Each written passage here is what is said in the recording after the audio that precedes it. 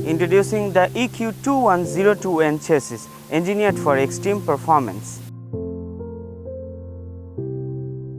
With a massive 7,255mm length and 2,890mm height, 2,360mm width, this chassis delivers unmatched stability and space.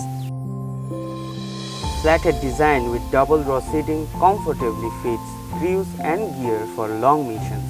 Powered by the legendary Cummins B21033 diesel engine, roof-mounted AC for extreme climates. Brute strength meets unstoppable torque. 6-speed manual transmission and high-low range transfer cage conquer steep climbs and deep mud with precious control. 3.5-ton rated drive axle built to hold, tow and dominate tough terrain. Fully equipped for battle. Steel front guardrail for protection. Central tire inflation deflation adapt to sand, mud or rock instantly.